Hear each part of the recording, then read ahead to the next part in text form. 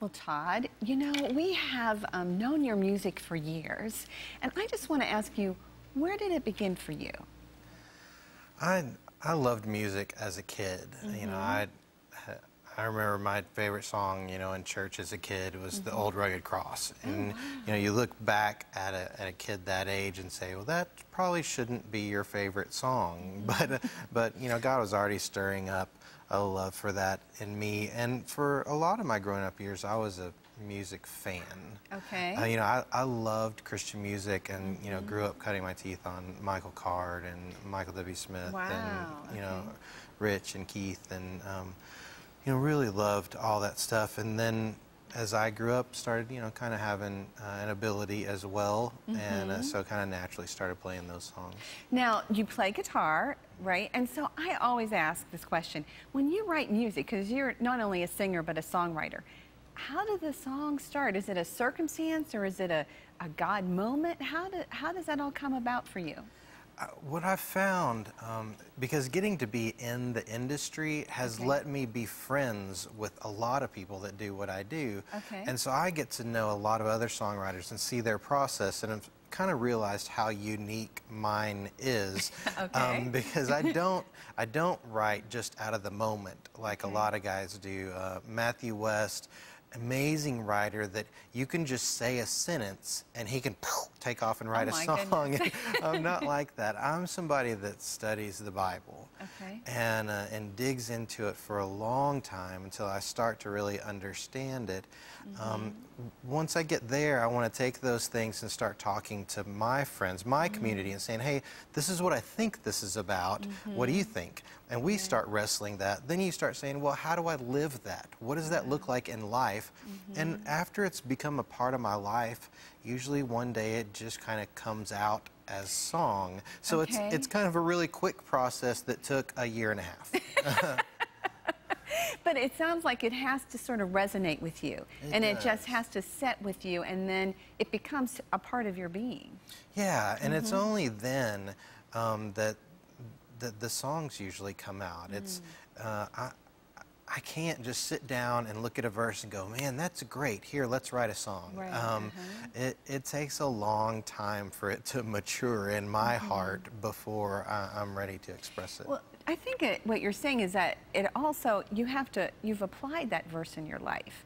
And so out of writing that, I think that's what so many people get from all of the music that you write, is that they can apply that to their life. Yeah, I think a lot of people, it took me a long time to figure out why people did like to listen to my songs, but I think part of it is that I tend to write from the intersection of God's story and my story.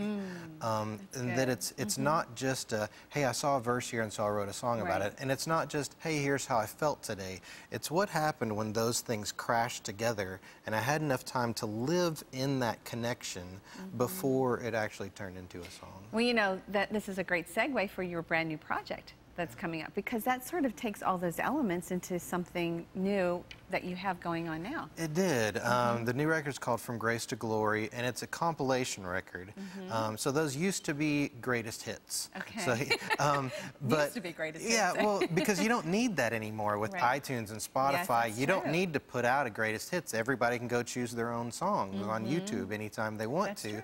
So when the idea came up, I just kicked back and said, hey, we don't need to do that exactly. So what can we do? So we decided that half the record is the hits. And half the record are kind of the songs that I wish people had from the last 12, 15 years.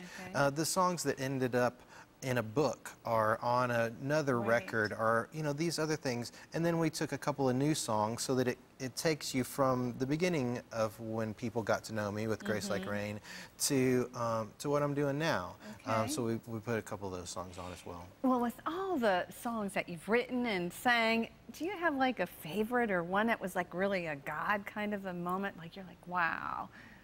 I've always described that choosing your favorite song is kind of like choosing your favorite kid.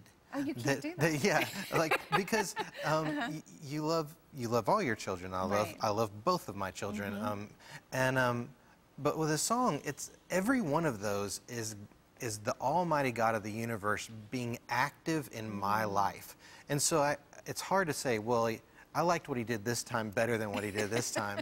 Right. Okay, Still, though, you know, when I put a set together, you know, I'll end up pulling out a song like "Come Ye Sinners" was on my first record. It was an old hymn that was had the melody rewritten by a friend of mine, Robbie C. That I didn't even write that song, but I still love to play it. And that's great that you have a favorite that has gone through the years, right? Isn't that? Now, you mentioned your children. Tell us a little bit about your kids. How many do you have, and where are you from? I have 2 kids. We're there. So I guess this year we're going to have 1 middle schooler and 1 in high school for the first time. Wow. So we're venturing into a new world there. And we go to school a couple days a week, homeschool a couple of days a week, so they get kind of the best of both worlds. They and do. we get to be a part, a lot more part of their lives than we were. Are any of them following music in your steps? They're not following in my steps. I never, you know, I told them when they were really little, I was like, you don't have to be me, but if you're ever interested, then let's talk, let's work. Cool. And so they both have come and learned, and so we played the piano for a little while when they were kids. Now they're both in band. I've got 1 flute and 1 percussion, and just kind of letting them enjoy it, and if they fall in love with it and want to do that, then that's great. Well, you're located in Texas. I am. That's home. That's home for you.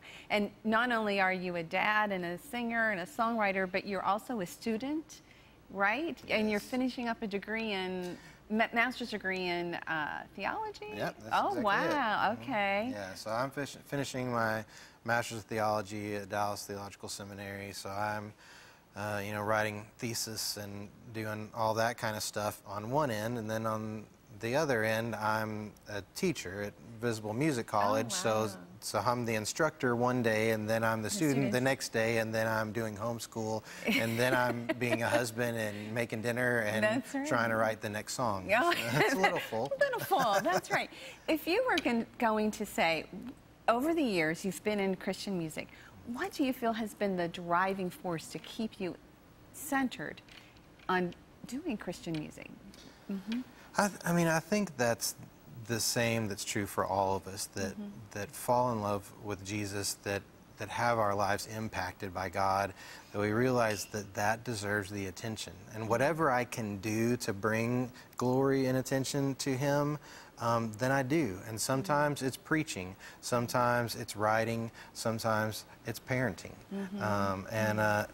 And then, you know, I've had the last few years to get to be a musician as well. Well, we celebrate that. Thank you so much for sharing that and sharing your talents with us.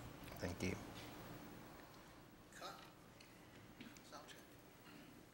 Good. Did you feel comfortable?